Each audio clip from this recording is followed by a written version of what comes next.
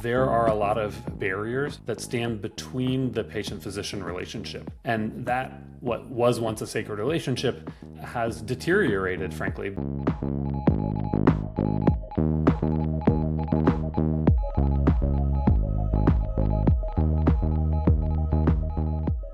I'm Jeremy Hobson, and this is the follow-up, our weekly podcast that you can only get here on the Middle Podcast feed. And if you are a regular listener and you love listening to the Middle, please share it with a friend. Write us a review on Spotify or Apple or wherever you listen to the podcast. We are following up today on our show about whether or not your healthcare is working for you. And surprise, surprise, it is not working for many people that listen to the Middle, especially because earlier this year, Congress allowed some subsidies for Obamacare plans to expire, which skyrocketed insurance premiums for millions of Americans.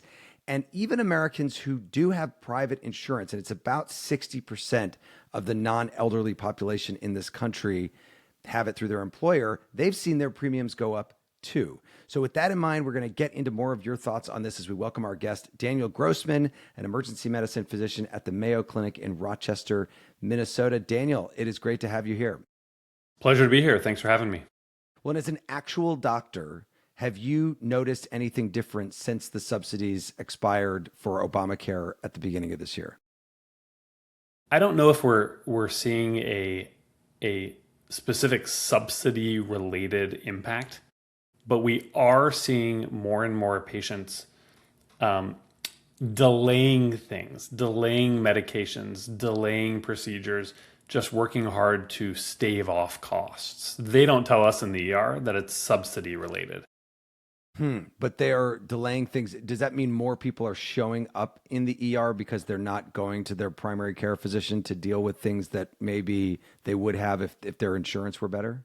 Or because they can't get their medication refill, they stretch their medications a little bit longer. They've maybe missed a dose, they lost insurance and can't refill their medications. These things are happening with greater frequency. How much do you as a doctor have to think about how your patients are paying for the care that they receive? In the emergency department, we operate under something called the Emergency Medical Treatment and Active Labor Act, the EMTALA Act. And that, when a patient shows up, our job is to give them a medical screening evaluation and treat whatever the life-threatening condition is. So by and large, we're not taking a financial first approach, but somewhere during the patient's journey with us, you start to see signs of something. Do we really need to do that test? Could we do a different test instead? Could I follow up later?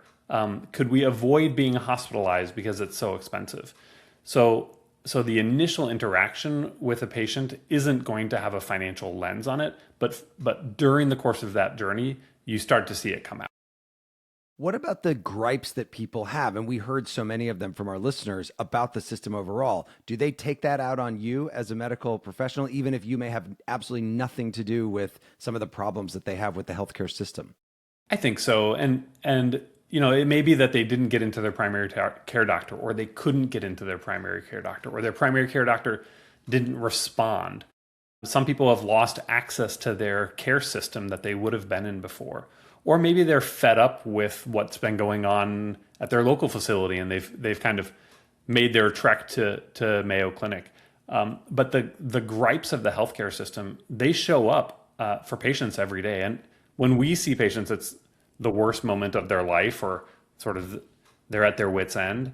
But they got there somehow, right? Like something happened along the way.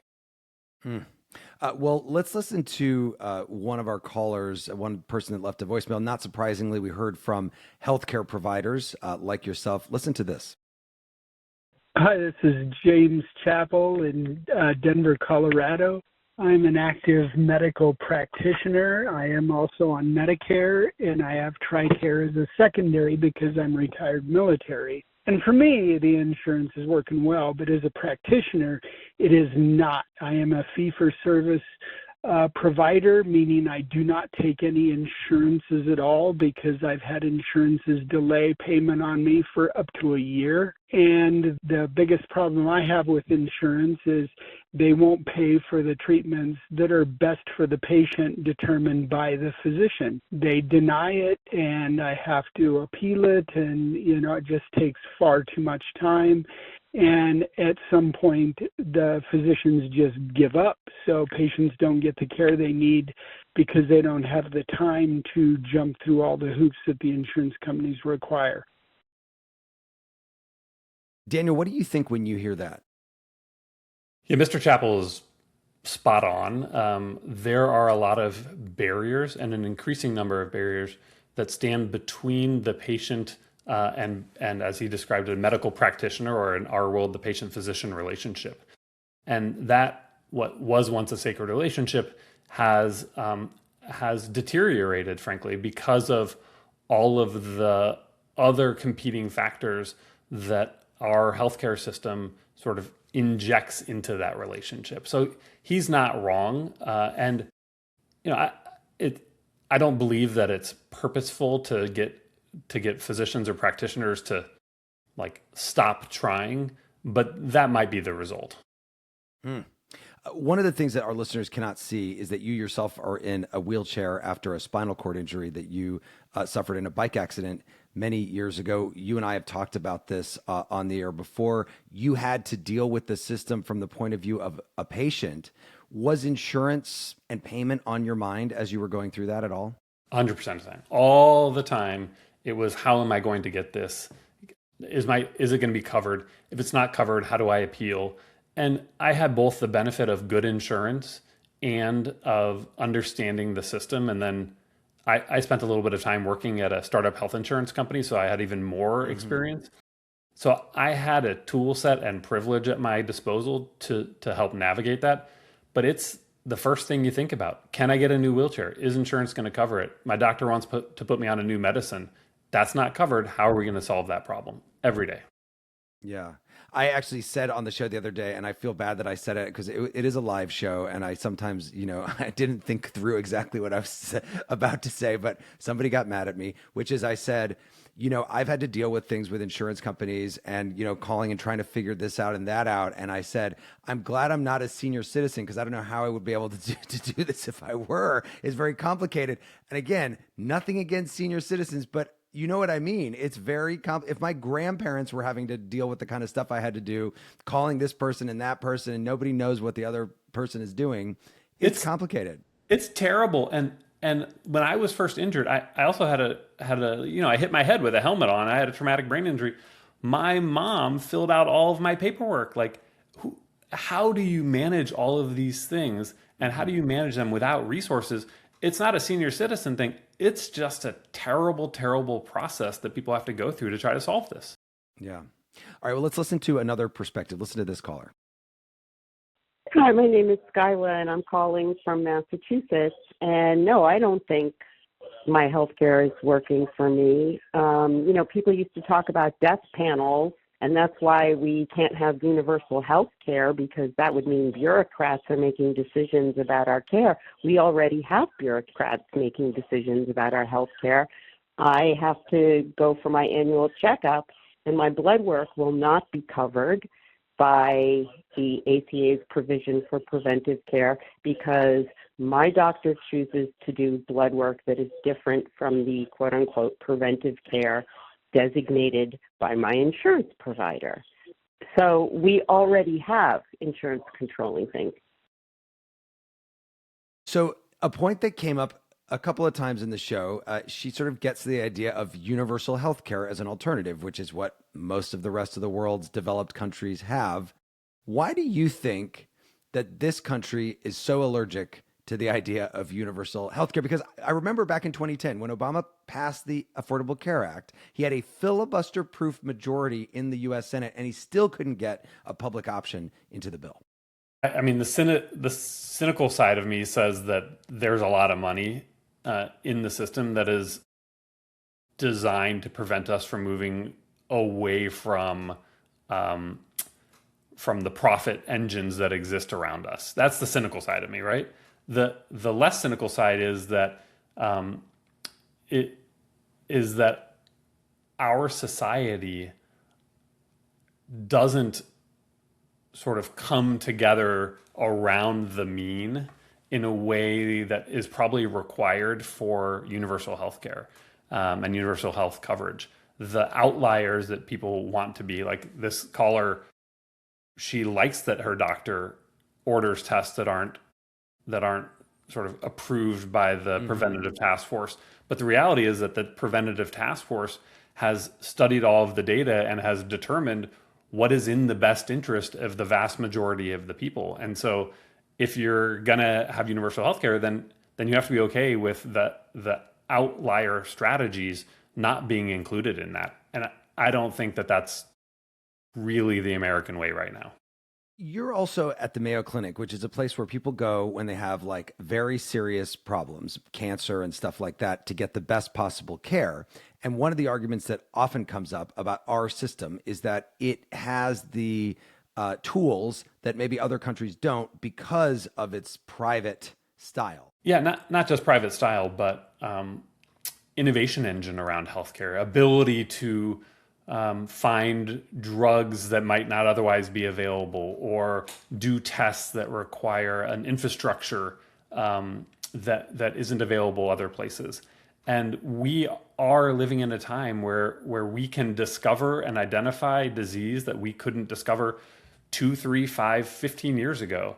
And that's pretty amazing. And yes, that happens at Mayo Clinic, but it also happens around the country where the more tools that are available are leading to more diagnoses and more treatments and cures. All right, we'll stand by because we've got more of the follow-up with Daniel Grossman, emergency room physician at the Mayo Clinic in Rochester, Minnesota. We'll be right back.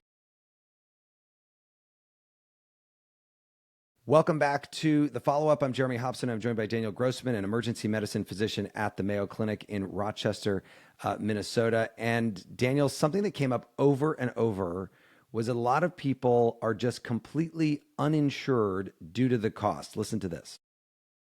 Hi, my name is Jacob from Houston, Texas. I don't have health insurance. I haven't paid for it in about a year. It just doesn't seem like a realistic cost to pay anymore. I think we're all asking the wrong questions. All of our people in Congress are arguing about whether or not we should have the subsidies in place. But I think we need to be asking, why is the insurance so expensive in the first place? People are working to pay bills, and it's just not realistic for the insurance to be so expensive. Daniel, what do you say to Jacob there? Why, or do you have an answer? Why do you think insurance is so expensive in this country? Healthcare is expensive in this country. And if healthcare delivery is going to be expensive in this country, then the infrastructure required to pay for it and to do reimbursement is expensive. And we can make healthcare less expensive in this country. And it will, in my opinion, lead to longer lines for things, less availability of tests and testing, fewer new medicines or fewer medications being available to people. Our healthcare will change. The healthcare we deliver today is really expensive. And listen, it's terrible that he is uninsured, right? Like that is a choice that he is being forced to make. And he also has access to healthcare in emergency departments or in other places. And it ends up being really expensive for him once he receives that healthcare. And he may be making choices to delay care or not take his medication that we've been talking about before that will then have long-term ramifications for him. And it's a really hard decision people are making. Yeah, and I wonder how it plays out when somebody comes in to the ER and they're uninsured. How does that play out from your perspective? Well, if they have a life-threatening condition, and even if they don't have a life-threatening condition, it doesn't matter. We don't know their insurance status or even which insurance, if they have insurance, before we provide them care. That is not on my radar as I'm entering the treatment room and establishing a relationship with them. and their family members if they've come with them. No idea what their insurance status is, just that we're there to care for them. So as somebody who has been in the healthcare industry for so long, do you look and say, this is the one thing I would change? Or like, do you see the biggest flaw and how would you fix it? We are really, as physicians, I would say at our wits' end. And this idea that there are prior authorizations, which are useful, by the way, but that there are so many barriers to that long-term physician-patient relationship. I would really try to fix that. And we're going to introduce new tools, right? Like AI is coming to the bedside. AI is at the bedside. We use it every day. Many places do. PBMs, insurance companies, pharmacies, the relationship has just changed in such a way that we probably won't go back to that personal relationship that existed before. Patients see many different clinicians when they have an established primary care doctor in a lot of cases. And so we miss the longitudinal nature of that relationship. If that came back, that would be really beneficial to, I think, both the clinician community and the patient community. All right, let's listen to one more caller here.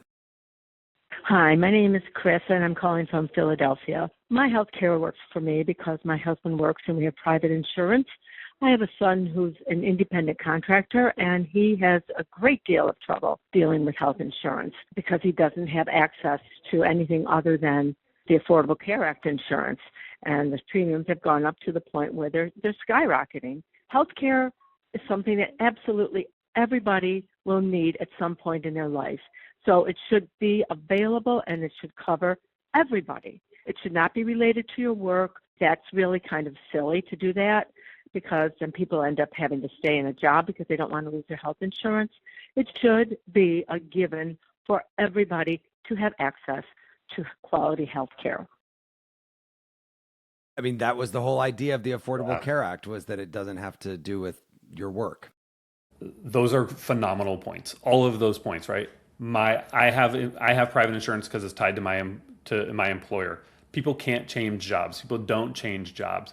Entrepreneurship is negatively impacted, as you guys talked about on the original podcast. Like this is the dilemma that exists today. And if you're an independent contractor, we should be figuring out a way to reward you for what you're doing, or small businesses. And it is, I don't have the data here at all. It has to be stymieing innovation in some way in this country that health insurance is tied to the larger employer market. Do you hear from a lot of people who are very satisfied with their healthcare? No, I mean, we see patients who get access to care and can come and get tests that they might not otherwise get. And many of those are on private insurance because they have access to it, or their employer will support them coming to Mayo Clinic.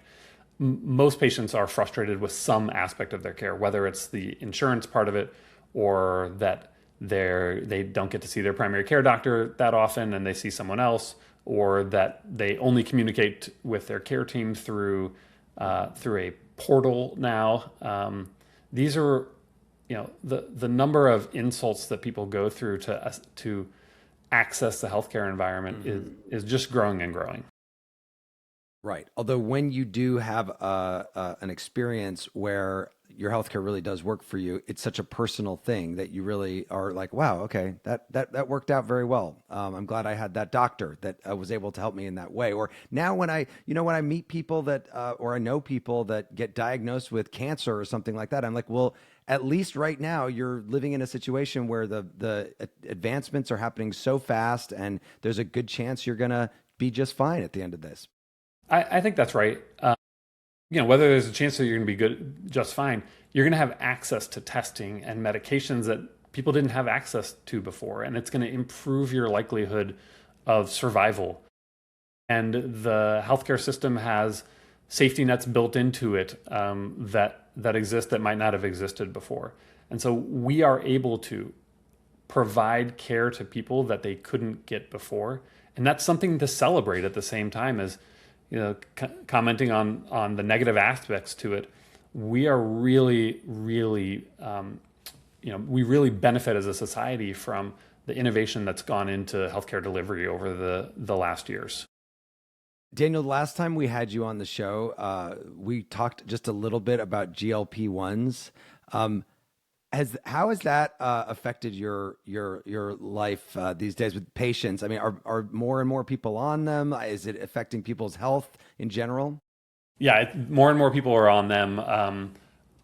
People are becoming healthier because of them. They lose weight, diabetes goes away, all kinds of conditions that we're just learning about benefit from GLP-1s. And initially when they came out, people were hesitant to talk about them. Now, lots of people just talk about this miracle drug that's happened and that they experienced and that it benefited their life. And I think that has also helped the uptake of them. In addition to the fact that, we've moved, in addition to the injectables, there are now pill forms of them, which makes it easier and easier for patients to have access to it. We are just on the cutting edge of understanding what these medications and follow-on medications are going to be able to do. And this is the miracle of science. It's pretty awesome. I had to ask you about that because I feel like it is just like the biggest thing in healthcare right now is the GLP-1s. Okay, everybody that comes on this podcast gets to make a prediction, which you get to, although I'm giving you an option B, which is if you would prefer, because you and I went to high school together at Uni High in Champaign-Urbana, Illinois. If you would prefer to tell the listeners something about me that's not too embarrassing, that would be fine too. Or you can make a prediction. We actually grew up like 2 blocks from each other. We'd hang out at each other's houses. So I can rack my brain for that or find an embarrassing prom photo of both of us. I'll give you a sports prediction here as we enter World Cup season. I was lucky enough to grow up in the Netherlands off and on, as you know, and I am a Netherlands Holland fan all the way. So I got the KNVB, the Dutch soccer team, winning the World Cup. Okay, and you can't make a prediction about the Fighting Illini because they just lost in the Final Four. Yeah, and that would have just been on the nose. Yep. All right, Daniel Grossman, emergency medicine physician at the Mayo Clinic in Rochester, Minnesota. Great to have you on the show. Thank you. My pleasure. And thanks for listening to The Follow-Up. It was produced by Harrison Patino. Don't forget to subscribe to us on Substack. It's listentothemiddle.substack.com. I'm Jeremy Hobson. I will talk to you soon.